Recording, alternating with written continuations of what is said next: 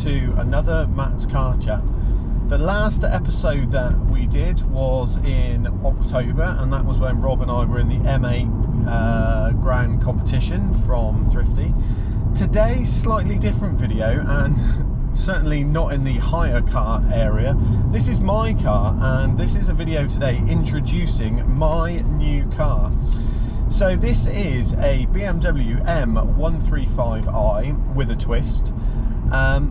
But before I go into the details, I'm just going to go over a bit of the backstory about how it came about, how long I've had it, and then we'll go over some of the details of the bits I like, the bits I'm less keen on, and the plans with the car. So, as a household, our two-car garage was an Audi A4, 2-litre diesel, really solid family car, and I was using that to go to work and back, and our other car was my mum's 2002 1.4 Honda Jazz.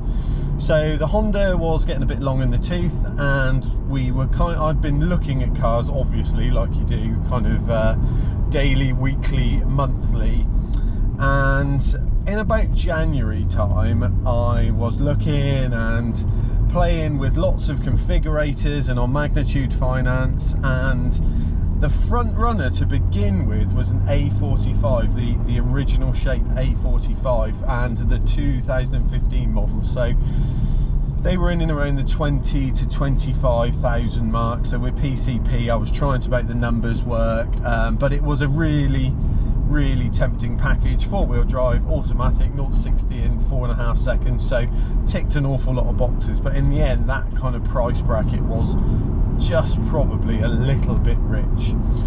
So then I'd kind of stepped down from that, and I wasn't really looking, and then all of a sudden, well, no, not all of a sudden, I from time to time look on the local garage website in Ivybridge, which is where we got our Mercedes E350 from, and on there was this car. It was the 135, but the twist being that it had been mapped a stage 1 tune, and what that meant was it had gone from around 320 stock to 396 brake horsepower and about 450 newton meters of torque. And I'll add some pictures into the video of that remap. Now, I have to say I'm not absolutely convinced about those numbers. Getting 70 brake horse out of a stage 1 remap seems like a lot, but there is a documented dyno map on there with this number plate on it, so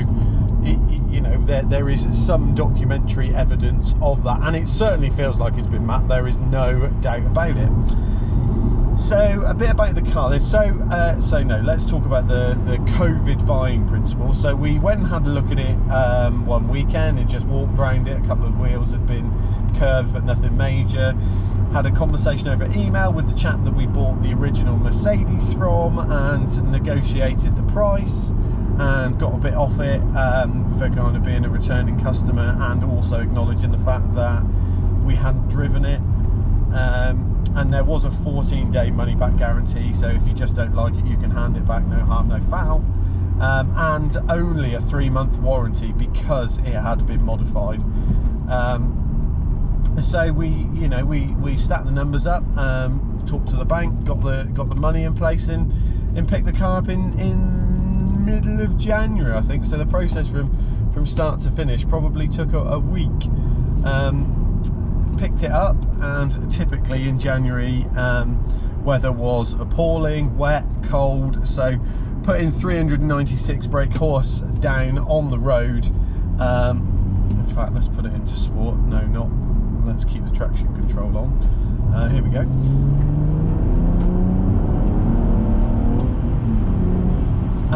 So yeah, it's got some juice. So originally was a bit like, oh my god, like this is an absolute monster, because it was cold, wet, rear wheel drive, manual, and really just didn't have an opportunity or the conditions to take it out and use it. But as it's got a bit drier and you learn the car a bit more, it's a book 0 to 60 5.1. I'm going to get a draggy GPS or a race box in the summer and do some runs with it, you know, on a good flat bit of tarmac, warm tyres, warm road, and see what I can get out of it. My best guess is it's got to be at best 4.5, in reality 4.7, 4.8. I'd be surprised if it's more than, if this map hasn't taken more than 0.2 off the 0 to 60. But obviously with the manual, it does take, you know, there is a real knack to getting it off the line, particularly rear wheel drive. So yeah, it's been, so what we know, April. So I've had it for 3 months. I've probably only done 1,500 miles in it. I'm using it back and forward to work. It's averaging about 30 mpg. Today I'm going to try and see if I've got enough battery and memory card footage to do some shots of the Dartmoor route that I'm doing today, because it's just absolutely stunning and a perfect place to stretch its legs. So things I like about it so far, its in-gear performance is incredible. I mean, to get it off the line is really tricky. At first it'll do 0 to 60 in second gear, so it's only one gear change plus getting it off the line. But the really impressive aspect to this is its in-gear acceleration in kind of second, third and fourth, and even up in the fourths and fifths. It just pulls so hard from that kind of mid-range. So I think it's that torque figure that you really I had underestimated. I knew off the line it was going to be quick and a bit frantic and actually quite hard to manage from those rear tyres, but kind of in third gear from 50 miles an hour it just pulls and pulls and pulls. So that's been the bit that obviously I really love about it. I know this cabin and this interior really well. This is what we had on our 320d from 2013 and we loved that car, so you know, it's just a really lovely place to sit.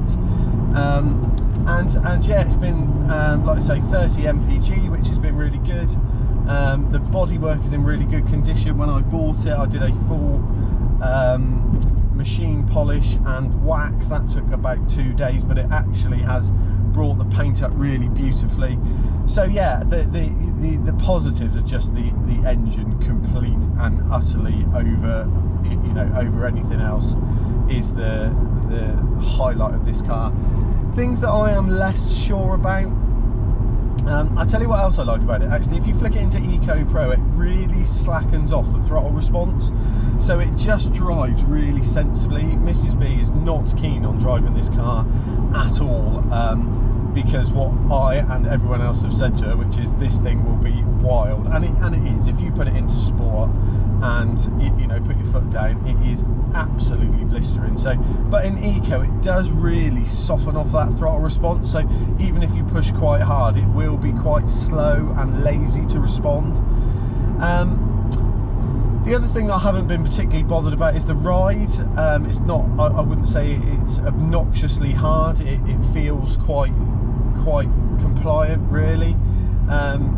It's got the sport suspension on it. It hasn't got a lot of kit as standard. My niece works for BMW, so she's got the original spec sheet, and it's got the heated seats, and I'm trying to think what else it's got. I'm not sure if privacy glass in the rear was standard, but yeah, there was only 3 or 4 options ticked on this car.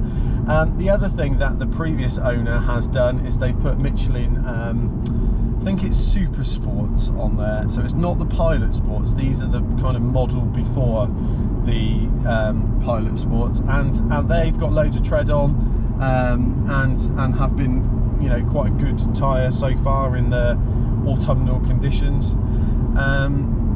So yeah, so they're the positive bits. The bits that I'm not sure about is that the gearbox is quite notchy, and when I was thinking about buying this, I kind of watched all the videos. Joe Achilles had done a video, he had one of these, and I think this is what they call the LCI edition, because it's a 2016 plate, so it's kind of the uprated one. So the gearbox is a bit notchy, which I'm not a big fan of.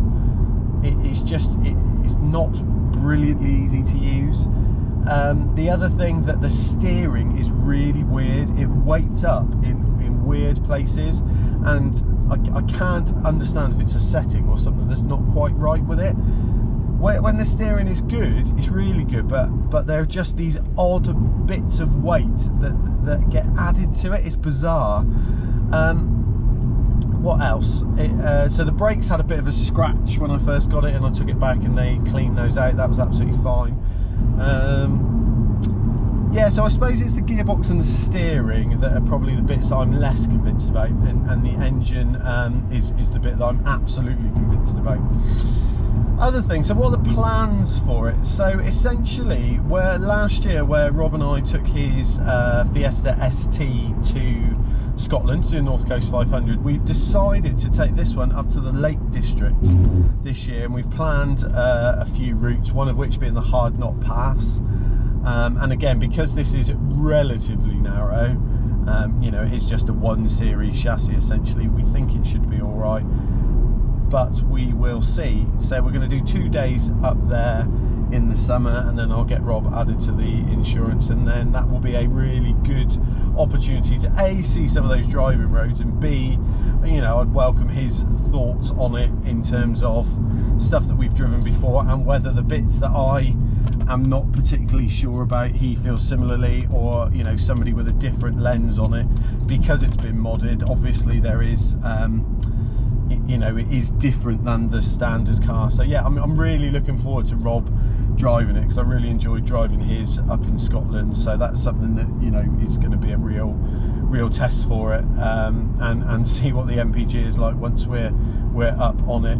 The other thing I'm going to do, I like to say, I take it to work in eco mode pretty much every day, and we're getting 30 miles to the gallon, that's fine. I'm going to just adjust, I'm going to do similar journeys in comfort and sport and see what the difference is, because I can't imagine it will be too horrific, but I'm curious nonetheless. So yeah, so this is the new car. I'm not planning on any other modifications. It's got a really really loud exhaust note when you start it up, and the time I go to work is not been particularly popular in our street, so I don't think I'm going to mod it any further. I mean, I would quite like to get it to 400 brake horse, considering if it is in fact only 4 bhp shy, that might be an aspiration, but other than that, it is certainly, for me, ticked a box in terms of where the future of cars is going.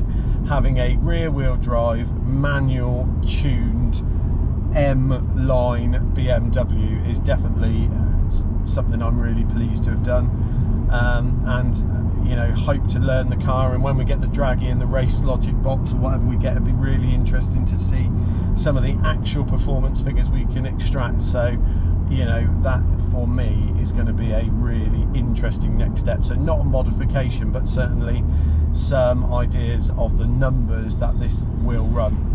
So as ever, like I say, hasn't been we haven't uploaded for a long time.